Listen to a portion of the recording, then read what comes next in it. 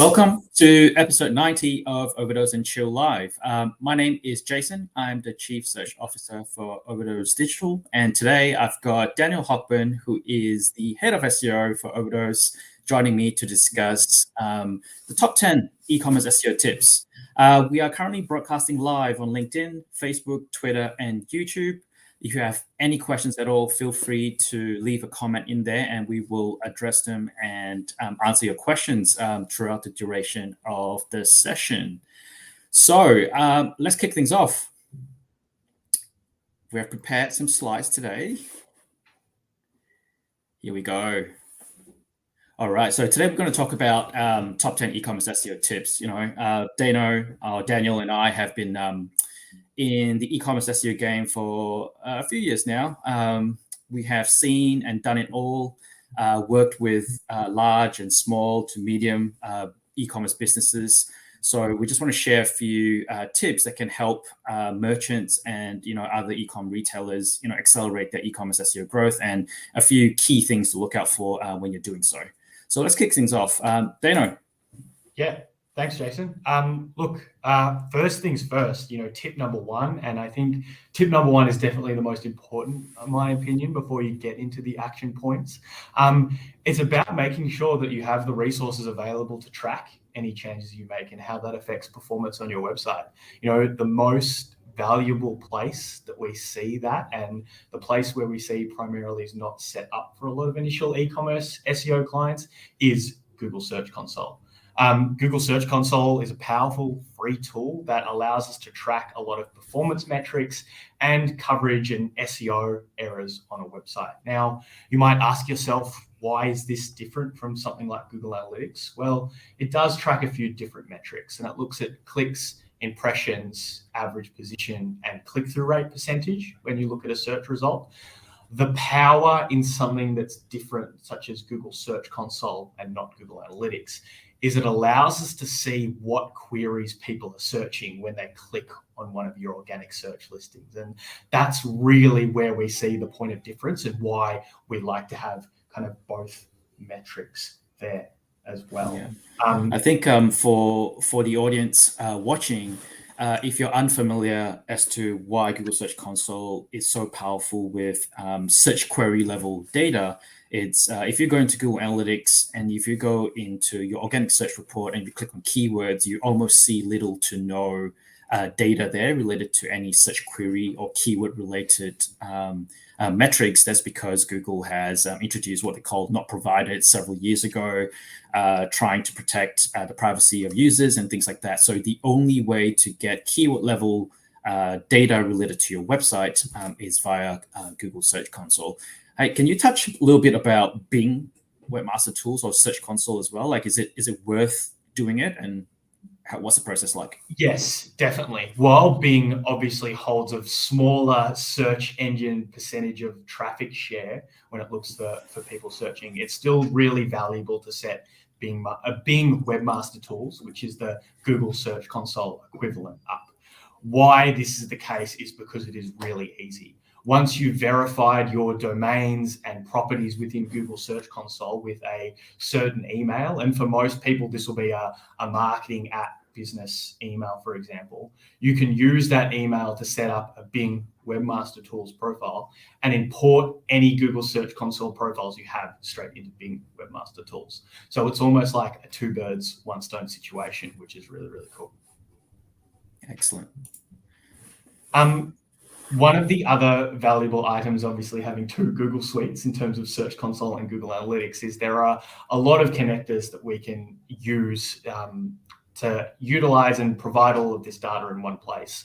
One of the opportunities that I see a lot, and was something that we set up commonly when we onboard new clients as well, is combining Google Analytics with your Google Search Console data. What this allows us to see is those clicks, impressions that we saw that I was talking about before within Google Search Console specifically as well. So what we've got here is, a step-by-step guide on how to do that within Google Analytics, and it should be really intuitive for setting this up. Yeah. So this is super important. to sync up all your Google platforms together so you get a single source of truth via Google Analytics, right? So you're marrying and blending two data sources together so you can understand, hey, I'm getting significant impressions for a specific keyword. How has that keyword and that landing page translated to revenue and conversions on the website once they land on your website? So it's very important that we sync those two platforms up so we can analyze and close the loop in terms of the entire user search journey from organic search to your website to transacting to checkout. Excellent. Look, we've got tracking set up now. We start to get into the nitty-gritty a little bit, finding some of the quick wins, top tips that we recommend. Look, first things first is pagination. And what I mean by pagination is that on e-commerce websites, when you've got your category page, when there's more products that can fill that category, what we do to users is we send them to page 2, page 3, page 4, and beyond, to make sure that they can see the full range of products that exist within that PLP page. On large e-commerce websites, it's common for pagination to get into the 10s, 20s, if not hundreds. But we do find that this is set up incorrectly a lot on sites, when it comes, first off the bat. Specifically with how that happens is a canonical tag. And what a canonical tag is it's a suggestion to Google to tell them what the legitimate version of the page is. So quite commonly, what people think is that, well, I should tell them that my legitimate version of page 2 of a certain category is that clean first level page. Now, the problem that runs into this is, that you run into with this, is that Google will eventually stop crawling those page 2, page 3, and beyond. And as a result of that, they will not find the products that exist on page 2, page 3, page 4, and beyond as well. Meaning that they're not discoverable. You may not rank well in the SERPs. You may not rank well at all, which can be a big problem because product pages do convert very, very well in organic search. So I've kind of highlighted in bold here that on this paginated pages, the canonical tag should always self-reference. What I mean by self-reference is it should flag that exact URL that you are on at that time. This will allow those categories, page 2, page 3, page 4 to be discoverable, but the products on those pages to be discoverable, which is the really important factor here. So then the main definition of self-referencing canonical tags is, in your example, when it comes to /category P equals to, the canonical tag should be referencing that clean P equals to URL and indicate to Google that this is the canonical version of the paginated series, right? Because if you start to blend in, or if a user starts to select different filtering options or sorting options, which then trigger more query strings that trigger P equals 2 and sort equals low to high, we want to sort of force the canonical tag to still point back to P equals 2 to keep it nice and clean, and to tell Google that all other variations of those URLs with different facets and filtering and query strings all need to consolidate back to the P equals 2. So these are all recommendations that Google has provided in their official documentation. It is not based on hearsay or based on testing of sample size of 2 or 3. This is what Google wants to see on e-commerce websites. So it's very important that we get this correct for your e-commerce websites. And this is a very common issue that we see among clients. What we've also found is that the larger the website with the more pagination, the more positive effects you have of fixing this as well. Cool. All right, moving on. EAT is almost close to lunchtime, but we're not talking about food. So EAT actually stands for expertise, authoritativeness, and trustworthiness. So this is an acronym that has been coined by Google themselves. So what you see on screen at the moment is a documentation that they circulate to their quality raters. So quality raters guidelines, so Google employs about 10,000 of them all around the world. And what they do as their job is they evaluate the search results every time Google makes a change to make sure that they're still relevant and that users are still happy. So these are the guidelines to help them evaluate how to evaluate whether the search result is good, a website is of high quality, low quality, and EAT is basically a measure of quality of any given website. And you can see in where the arrows are, it clearly outlines EAT as one of those, I guess, not ranking factors, but a point of evaluation of quality of a website. So what does it entail? Yep. Ryan had a fantastic question, just coming back onto the pagination Cool. section. He was talking about how much does infinite scroll impact? That's a great question. And yeah, I think to just jump in here quite a lot. Google doesn't scroll content when it visits the site. So anything that's injected, after that initial page load, such as another 20 products, won't be discovered by Googlebot if they've got that infinite scroll set up there. So yeah, impacts it a lot, essentially. And what we always recommend is to have, if an infinite scroll setup is an essential and must be on the site, what we recommend there is to have hidden pagination links that Google can still find that lead to page 2, 3, 4, and beyond, so they can still discover those pages. Cool. Back to you, Excellent. Jay. No worries. So back to EAT. EAT is essentially trust signals, right? So if you're selling products online, you want your website to be trustworthy. You want your website to deem to be high quality and be to give users a peace of mind that they are okay to whip out their credit card and perform a purchase intent on the website itself, right? So if you come to a website and you see this sleazy little cheap suit wearing dude trying to sell you a product, chances are you won't buy a product from this guy. So making sure that your website has all the usual trust signals that an e-commerce website would have is super, super important. So things that have been called out in Google's documentation is if you are a YMYL website, so your money or your life type of website, so most e-commerce websites do fall in that category, is do you have a return policy page? Do you have a customer service page? What payment terms are you accepting? What payment methods are you accepting on your website? Does your website have a copyrights and trademarks policy? Does your website have a privacy policy? How are you going to handle a user's information, email information, purchase information? How are you going to handle that? And if you say that you are the number one retailer selling X, how is that justifiable? Did you get a third-party award? Is your website reputable? Is your brand reputable? When people search for brand name reviews on Google, do you have a whole heap of negative reviews on your website?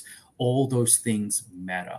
And more importantly is Google likes to reward brands and websites that are transparent. So you know how some websites try to hide their identity? They don't have an about us page. They don't tell people what the brand is about, the history of the brand, and things like that. And sometimes they try to hide their customer service phone number and things like that. Those things are detrimental. If you are transacting and selling a product online, you need to allow users to contact you with ease, whether that's through live chat or through a support email. If you don't have a call center, then obviously don't put your phone number in there, but give them the means to be able to contact you easily. That's the most important thing. So all those usual things that an e-commerce website would have as trust signals on the website, make sure that it's all fully implemented and fully accessible and visible on the website. That's what EAT is. So example of a high EAT website, this is an example that I extracted directly from Google's documentation. This is clearly this guy's LL Bean sell backpacks. And this is one of the examples that they have deemed to be high quality and high authority, right? So you can look at all the different elements they have on the page. It's a very typical e-commerce PDP page. Multiple product images. Clearly, there's options to select different color schemes or color variations of the product, recommended product module, a good write-up of the product, a good description, pricing. You can tell that you can check out securely. and they have a lot of product reviews. And this is what Google's notes on this website is, right? So this is backpack shopping page, which is a YMYL, your money or your life.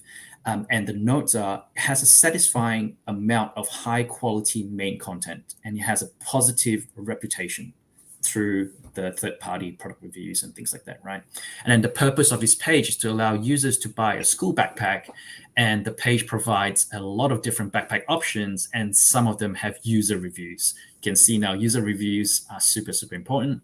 And then this is a well-known, reputable merchant with detailed customer service information on the website. Ease of customer support there. Josh Craig has an example. Do all this signal need to be on their own page? No, not really. So different types of trust signals need to be visible on different types of pages.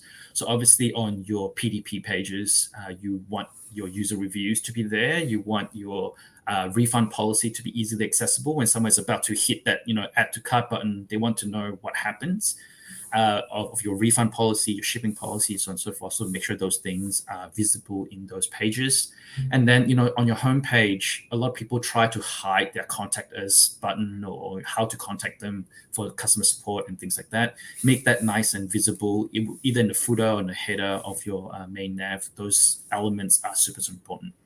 And then if you have any other trust signals, like I don't know if you have like a Northern security certificate that you've managed to acquire, make sure you make that visible somewhere on the website, right? And if you win any awards and things like that, make sure it's all on the homepage and on your About Us page as well, just to prove that credibility to users that you are legitimate. And if you say you're number one in something, show them the award that you've won.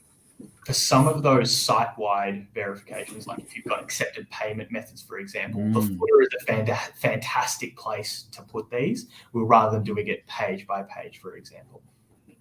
Absolutely. Cool. Another common issue that we see e-commerce websites have is having multiple product page URLs, right? So it's very common for an e-commerce website to have a single product being merchandised into multiple categories. So this is a pair of Vans sneakers, which is in red or burgundy. I would obviously like this pair of sneakers to be merchandised to the Vans brand category. If I'm running a sale on this pair of sneakers, I also want it to be merchandised to the sales category. If I'm also running a Black Friday deal, I also want this product to be on the Black Friday deals collection page as well, right? So a product can live in multiple categories. What a lot of e-commerce platforms create multiple variations of the same product URL. So you can see the variation 1. This is collections, men's footwear, product name. And then this middle one reads men's footwear, low cut, products, and a product name. And then finally, the canonical, clean, shorter version of the product URL is products/product name.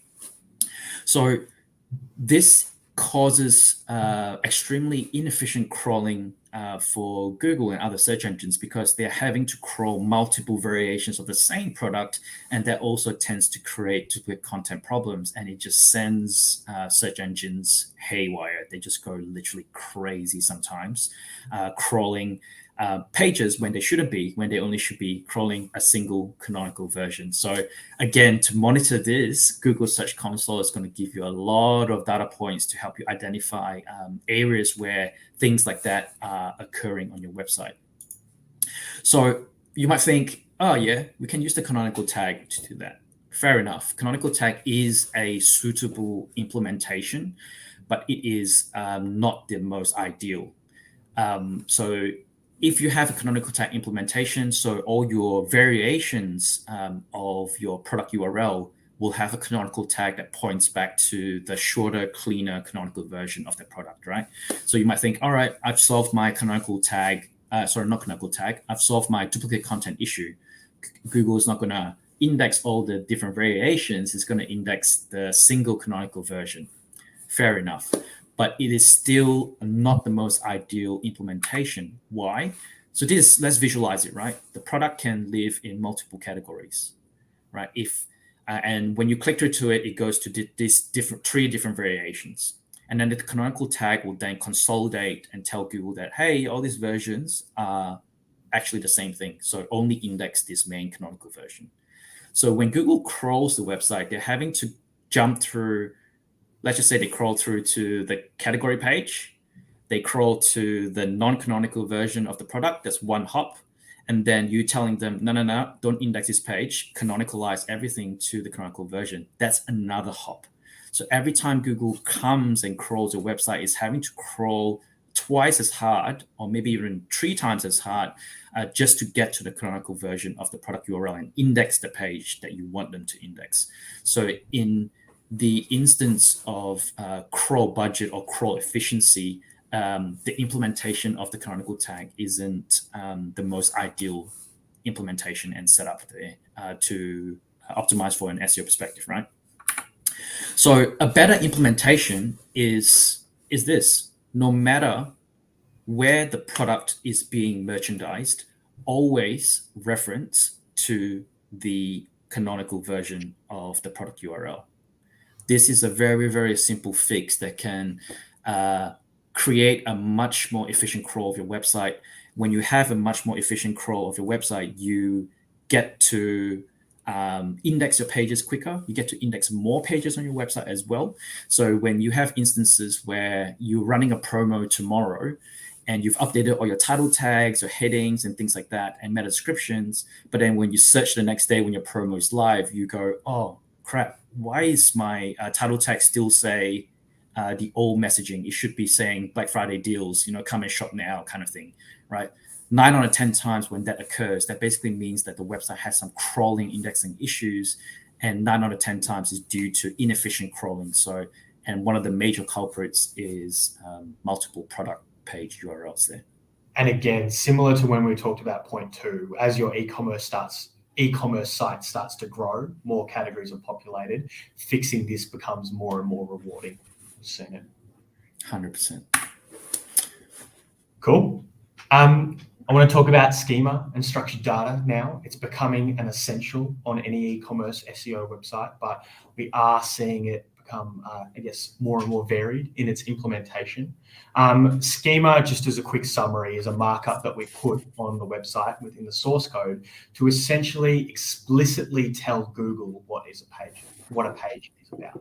So rather than it assuming from the content type, structure, all of that, a title tag and description, we use product structured data, for example, to explicitly say, hey, Google, this is a product page.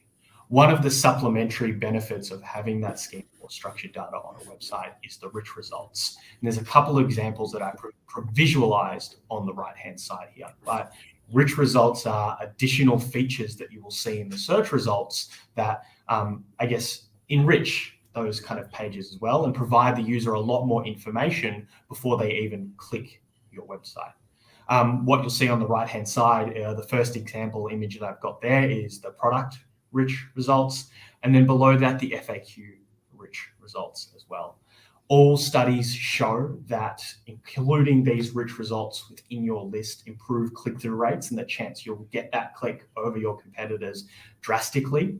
And it also increases your search real estate. So you look at how much space those kind of listings are taking up in that image there. It's really quite exceptional to see.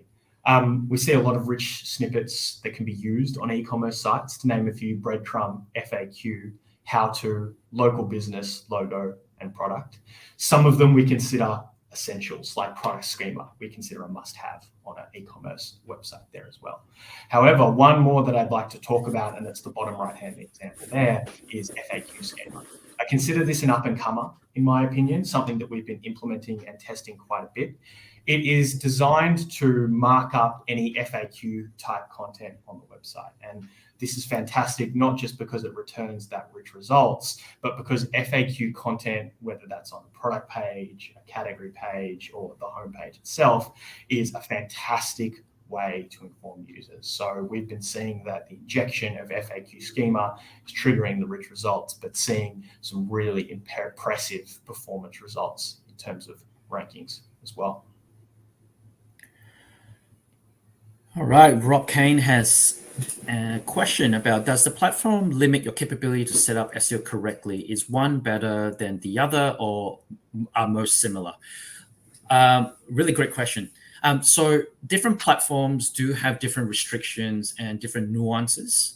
I think in order for SEO to succeed, you have to have a deep understanding on each of those platforms and what they can and cannot do from an SEO perspective. One of my biggest, not biggest pet peeves, but the biggest, arguments that most SEO individuals or professionals have is Shopify doesn't allow you to have flexible and nested URL structures. And most of them would go, nah, Shopify is crap from an SEO perspective. I mean, that's not correct, right? Because some of the biggest, most successful e-commerce brands in Australia and in the world run on Shopify as a platform. And having that slight inability to control your URL structures doesn't mean that your SEO will not perform as well as the others. Is it going to hamper your efforts? Maybe a small percentage, but I think at the end of the day, it's understanding each platform's pros and cons, and then finding the right levers to pull and the right levers to dial up and down to make your SEO performance a success for that platform. There will be different platforms where no matter how hard you push, I'm not going to name names, but no matter how hard you push, you're going to hit the glass ceiling really, really quickly. And that's when we'll have the discussion on what we need to do to facilitate a replatform and what we need to do to make the SEO migration a success. We have another question here. Does having multiple schema scripts added on a single page have any impact on its performance? I would say 100% yes, especially if the multiple schema scripts conflict one another. So if they mark it up in a different way and mark up different elements and they show different values, Google's going to go confused. They're going to go haywire, and they're not going to show you your rich snippets at all. So the most common issue that we see on product pages with schema implementation is when you integrate a product reviews platform, they have their own markup, and your page template or your website template that you code up also has a product schema and product reviews markup. When those two go hand in hand, and when there's a slight mismatch, that's when it will cause rich snippets not to trigger. And that's when we tend to recommend that we will use one or the other. So we have to determine which one's the correct one and pick one or the other. And it's never a good idea to have multiples. Yeah. Cool. All right, moving on. Perfect. Internal linking. I want to touch base on internal linking. It's one of my favorite things to test and monitor at the moment. We've seen some really interesting insights and results from not just adding manual internal links to content on the website, because we know it's important for Google's discovery and the ranking and indexing of pages, but also what I want to touch base on today is some strategies and tactics that we've been using to generate internal automatic linking structures on the website. Now, you might think, there's a lot of common ones where we've got internal links on the site, things like your navigation, your footer links as well. But there's a lot that people don't think of that I would consider really powerful tools in terms of, achieving those goals that we've got listed there as items 1 and 2, 3.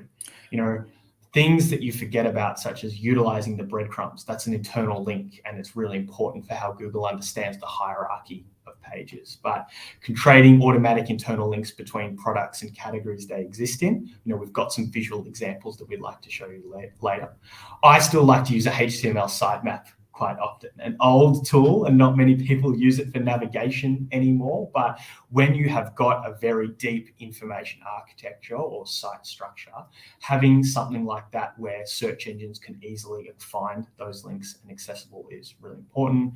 Talked about footer links as well, but a lot of the time as well, we use the left-hand side, which is primarily where your sorting and filtering options sit, to include static categories within there as well. Generating these automatically. Fantastic thing about automatic effort is it's usually a little bit more low effort to execute these, but we're still seeing quite a significant benefit alongside using these automatic structures while also adding manual contextual links at the same time. Automatic equals scalable, right? So whatever you can incorporate into your website template, it's just going to help you scale out those internal linking structures much more efficiently. And just for, I guess, the audience benefit here, I do have a question for you, Daniel, is, why the focus on internal linking? Why not external links? So internal links, they both have their purposes, right? And external links will kind of always be an SEO ranking factor. But, internal links, we have a lot more control over internally, which I think is very, very important. And there is, I talk about item 1 there, the distribution of internal page rank or authority. So Google will look at the internal linking structure of your site and, very simply see the more internal links and the more higher quality internal links pointing to that page, the more important it has, right? The best example of this is the navigation, because usually a link within the navigation exists on every page. So that is a very, very solid signal to Google that, hey, we're directing users to this page, on all of our pages. I should probably send users from the search engine to that page as well. Yeah. So it's very important, I guess, to the concept of getting your house in order. So these are things that you can control. External link acquisition and link building, yes, it's important, but it's also very time consuming and very resource intensive. So this is things that you can actually control and manipulate and scale out on your website to, I guess, to get your website and your pages ready to accept those high quality links that you're about to acquire, and how you're going to be distributing that value across the entire different websites and pages, right? Exactly. Your external link building almost becomes a little bit redundant if you've got things like, orphan pages across the website. So yeah, absolutely. Very. So look, just a couple visual examples that I wanted to provide. On the left-hand side here, we've got a product page example. And what this retailer has done is underneath their product description, they've added this related categories section as well. And what this related category section is, it'll identify this is a footwear example. They'll identify the footwear and any category that it exists in, and then internally link to all of those related categories that exist. So if this was, we've got a Nike men's shoe, for example, so it's highlighting that this exists within the Nike category. Also the men's footwear, the trainers, and the classics category. You might think, well, 5 links on one product page, what does that matter? But like Jason said, this is scalable. So you apply it to one page, it applies to all of a sudden you've got 10,000 external links with exact match anchor text, as a very, very strong signal. Second is an example here of the HTML sitemap that we still use. Our HTML sitemap allowed us to link to all of the key categories and all of the key store locator pages, because this was very, very important for this client as well. And it's included one step, we include the sitemap within the footer. So a link to the sitemap comes from the footer. So there's that internal linking structure throughout every single page as well. Really, really simple things to implement, but again, really, really powerful. The HTML sitemap is actually a good mechanism to get pages indexed and crawl quickly as well, because the HTML sitemap is sitting in the footer of the website, and if set up correctly and if it's dynamic, when you add a new category, guess what? The HTML sitemap will get updated. Actually, while we're on the topic of HTML sitemap, do you want to unpack a little bit about the difference between HTML sitemap and XML sitemap and how that differs? And if you already have an XML sitemap, what's the need to have an HTML sitemap? Yeah, it's a really good question. And look, the XML sitemap is essentially an XML file that is signaling to Google a list of important URLs that it should crawl, discover, crawl, and index, essentially. It helps them flag, what's important and what's not. It's an XML file that sits on the back. So it's not designed for users at all to kind of crawl, discover, or view the site. They're not internal links either. So you can't click them and be directed to another one as well. Very, very important from a technical SEO perspective, but it doesn't I don't see it having a lot of that anchor text link distribution values that a HTML sitemap has. Now, specifically to kind of clarify what the HTML sitemap refers to, this will exist on a page on a website rather than be a .xml file, and it will include Ahref links to all of those key pages that we existed there. So a little bit more handy for users at the same time if they still decide to use a HTML sitemap. But again, the difference being there, crawl discovery the same, but having that exact match anchor text pointing to those categories is probably one of the key differences and additional benefits I see of having a HTML sitemap alongside an XML sitemap. Cool. I do want to unpack a little bit more on the automatic internal linking mechanism on the left-hand side there in the screenshot. Is remember, when regardless of the e-commerce platform that you're on, a product will always belong to a category or multiple categories. So again, the scalability of this implementation. So this is just a flavor of how it can be implemented, right? Just mimicking the breadcrumbs and listing down in chronological order all the different categories that they belong to.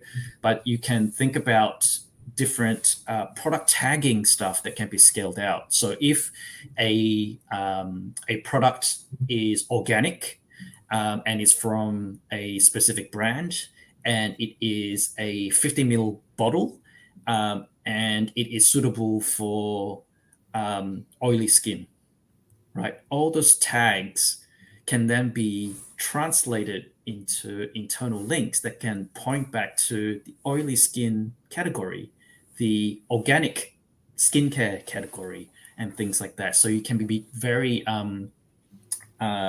creative when it comes to scaling out internal linking for the benefit of SEO there. So always think about how we can push the boundaries there. You made a really good point there about, you mentioned some categories that I would consider, subcategories targeting long tail terms. And True. A lot of the time, some people want to include those within navigation because it looks cluttered. It can look, messy. So that makes adding secondary internal link structures like this all the more important. That is true. Fantastic. There's an old saying, but I'll still say it anyway. Content is king when it comes to SEO. I think Google over the past few years has definitely provided a lot more, services. We've got shopping, you can book flights, maps to certain locations now. At the end of the day, Google always will be a place where people can ask questions, and websites have the opportunity to answer those questions and more generally also service someone's need. Google will always be that kind of answer engine optimization, I think a lot of people call it. And one of the ways that an e-commerce site can go about, answering those common questions or providing more information to users is developing a content hub.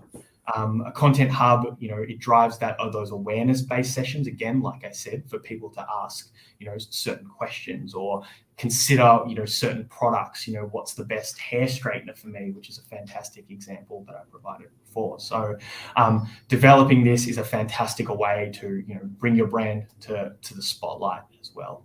We always recommend kind of when developing content, base it around a core topic, usually one of your product offerings you have, and then creating a bunch of subtopics to answer questions or write content around that subtopic, essentially.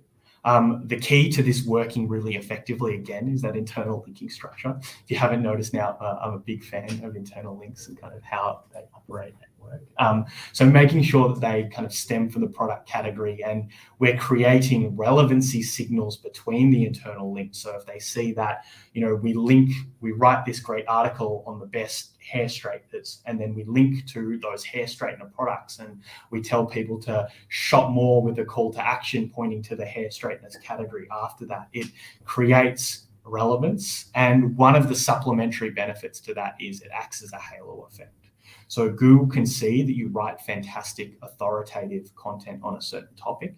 It will rank your product and category pages higher.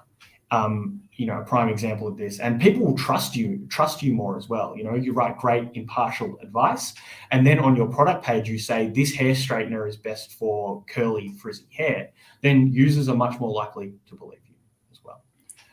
Look, we do this quite often with websites and verticals that are very common to having content in them. We've seen 10x growth in terms of sessions when we do implement solid content hubs, but it does take a bit of time and a bit of work. So does it matter where those articles and those content live, in a blog or a separate /article section? Does it matter where they live? Personally, no, I don't think it does. Again, it's important to just make sure that we've got those relevancy signals between, the blog topic that you want to discuss and then the products and categories that you're featuring within that blog topic. And again, that happens with internal links. Now, these internal links might be ones that you add to the text manually, but a lot of blog features, and if it's set up correctly, have a related products section. So you've got widgets at the bottom where you can shop the products that you can feature, or related categories, and even related articles as well, because if you're writing a content hub, you should have 4 to 5 articles on a single topic, for example. So /blogs/articles is where that kind of sits, or what it's named on a site, has never really bothered me, as long as we're nailing kind of those other SEO factors that we have more control of. Don't see it as a limiting factor, is what I'd probably say the most. Yeah, I think it's important to highlight with a content hub. A content hub does not equals blog content, does not equals news announcements of, hey, we've launched this product, it's currently going on sale for 50% off. That is not what we call a content hub. So content hub related articles tend to be a little bit more evergreen, a little bit more in depth, and is designed to specifically target and answer questions related to a topic or a category of product, right? So we always constantly get asked this question. So I'm keen to work with you from an SEO perspective. How many blog posts are you going to be writing for me per month? Like, I don't know. Probably none, if it's not the right fit. So I think it's not about the volume. It's about strategically planning and identifying what those subtopic and those the spoke type of articles that are going to be related to the search terms and to the categories that we're trying to optimize, right? Agreed. Just to name a few, some of the best kind of content article formats that I see are how-to guides, always absolutely fantastic. Anything that really answers a user's question is always going to drive traffic. And then last but not least, best lists, right? You see them all the time. I'm sure we've all done them for a review with a higher type product. They are a fantastic way, if you have, multiple products and you have that comparison product offering, is a fantastic way to drive traffic. And those best lists do convert really, really well. Cool. So look, these are a couple of examples that we really, really like, with specifically this adventure gear-based website, who you can see within the paddleboarding section of their website, they have these specifically all of them there are kind of how-tos really that covers it. And so you can see that core topic around paddleboarding and then all of the subtopics that they're listing as well. More specifically as well, a list article that we provide. I talked about the best list before, so I won't cover them. I'm sure a lot of the people watching have seen them. Numbered lists kind of covering those best products is a really, really fantastic way. And it's how we find a lot of people are searching nowadays, because people are taking more time to do their research before they make a purchase. So you really need the right format of content at the right stage of the person's decision-making funnel to, not just drive the traffic, but also get a conversion of this content. Yeah, I think it's also important, don't create content for the sake of creating content. If you are going to be investing time and effort and making sure that your content actually sticks with your target audience, you want to make sure that you have proper supplementary images. Don't just use stock images that you find from Getty Images and things like that, right?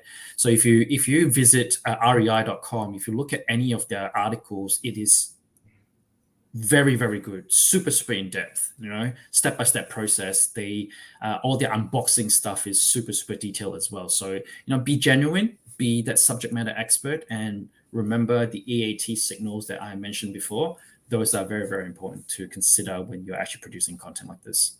Yeah, and if you have media in other formats, don't be afraid to put it in there. Like if you've been doing YouTube content because that's a media that your users love, then add them in there, write some content around it. It's Google will reward you when you help users understand a topic with multiple media formats, is the way I always say it.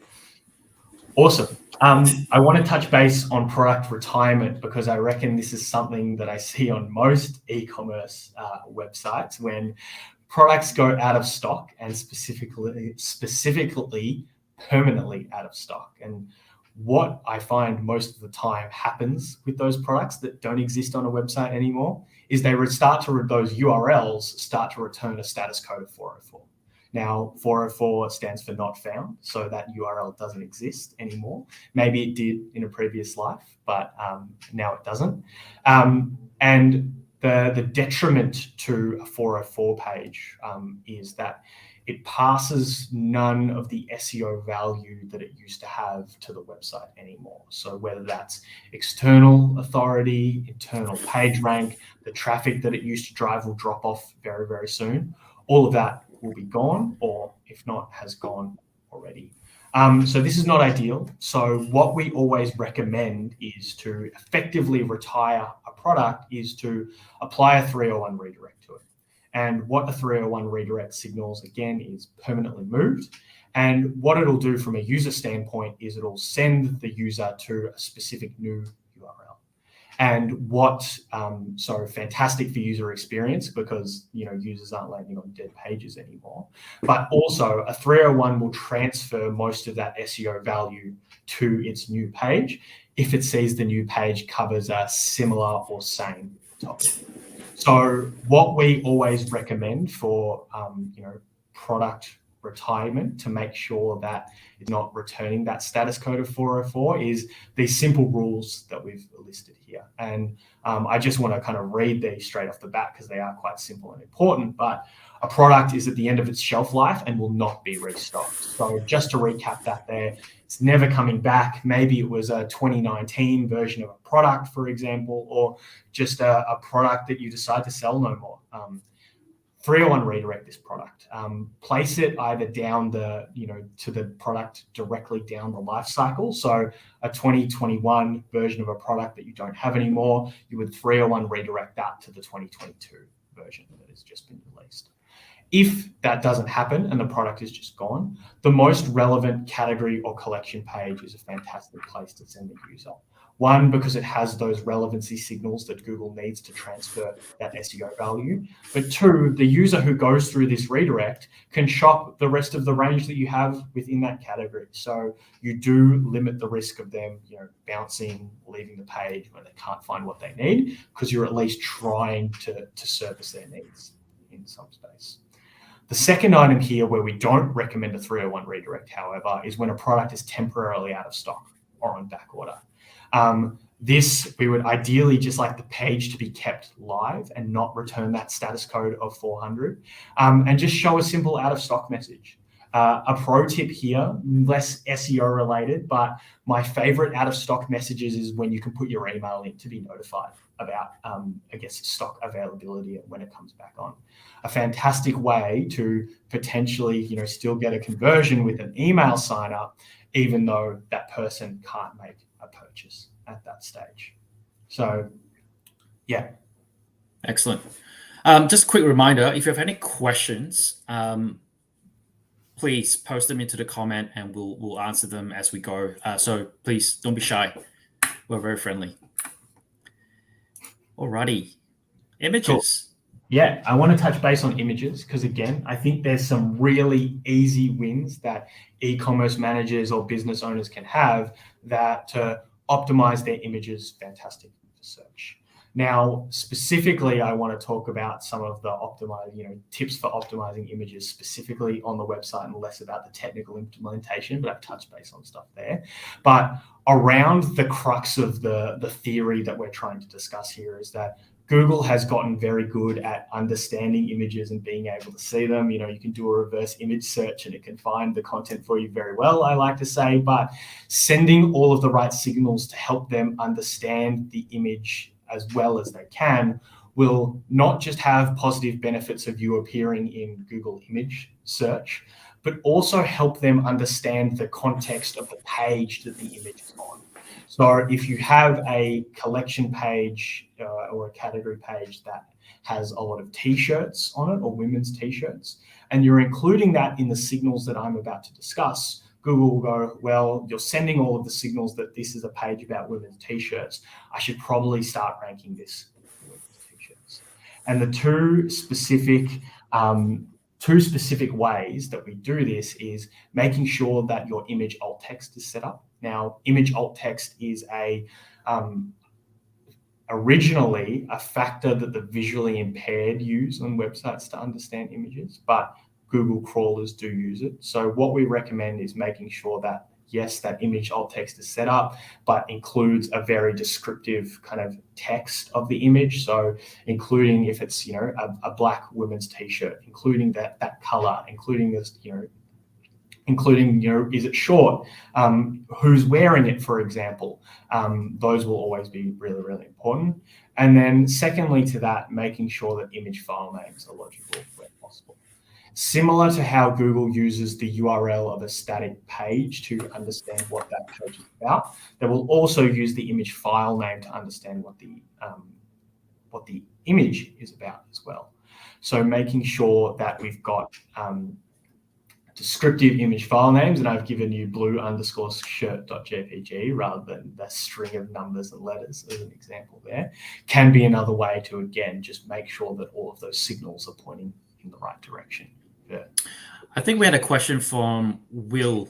I've seen client redirecting retired product back to category page or search pages. Would this be a red flag? I'm happy to take this one. So retiring back to the category page is okay because category pages would be accessible, crawlable, and indexable. Redirecting a product page to a search page is probably not advisable because usually internal search result pages, we tend to block and restrict Google from crawling and indexing them due to duplicate content problems there. So retiring back to the category page, no problem. To the search pages is a big no-no. Beautiful. Yeah, let's move on from this because the last one I want to discuss is really, really important, I feel. But there is a difference between Google Local and, I guess, traditional SEO. I'm sure everyone who's kind of watching has typed in, furniture short store near me, and that's the example that I provided today. Hopefully Noah can see how close or what area that I live in, essentially. But the map pack that you see appearing there before those traditional search results is actually tied to your Google My Business listing rather than the landing pages on your Contact Us or store location page on the website.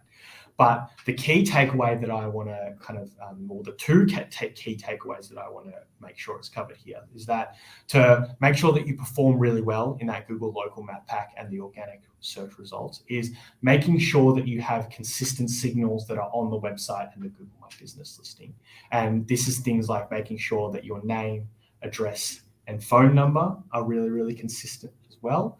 And then one of the things that I see e-commerce clients don't do enough is that if you have multiple stores, you have one in Broadmeadows and one in Springvale, for example, that on the website, you actually want an individual landing page for each of those stores.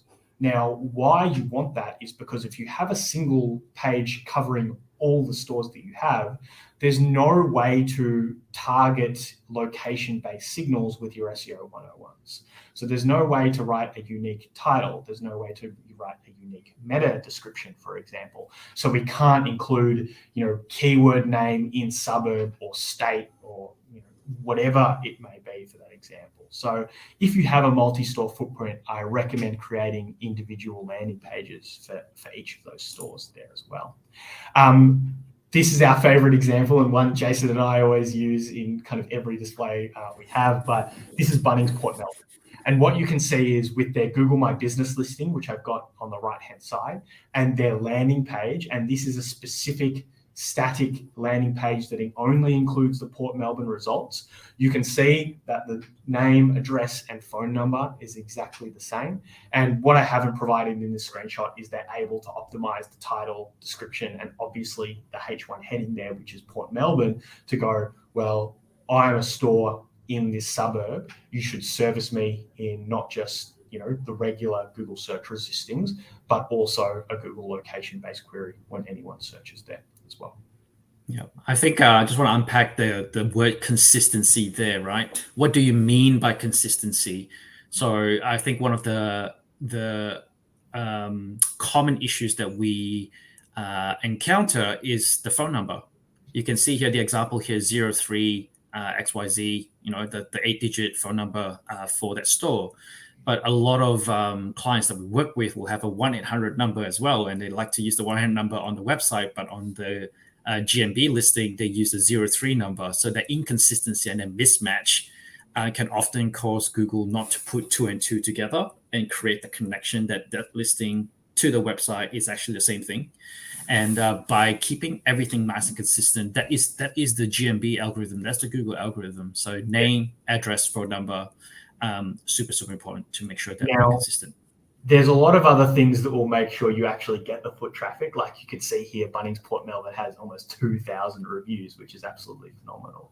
But Jason made the sense. This is the stuff that'll help you with rankings rather than getting someone to actually visit in store. Cool. I think that is it. Ramnik has a question. So if the image file names are proper and descriptive, is it still important to have an alt tag? 100% yes. So for accessibility purposes, you still need to have an image alt tags, because otherwise people with visual impairment who use, screen readers can't interact with the website appropriately if it doesn't have an alt tag. So yes, it's still super important to have an alt tag. Yeah. You might also think that writing image alt text for every image on the website can seem like a daunting job. So we always do recommend, template, create automation where you can. Your product data should include a lot of the information you need for very descriptive alt text. So being able to take that and use it in alt text is a really powerful way to set descriptive image alt text at scale.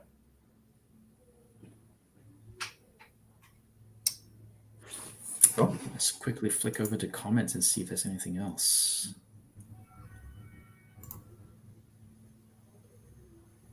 No, I think we've answered all the questions now. Well, thank you very much, everyone, for your attention. I believe this recording would be published onto our website soon enough. Thank you very much for your attention, and wishing you all the SEO success in the world, thanks.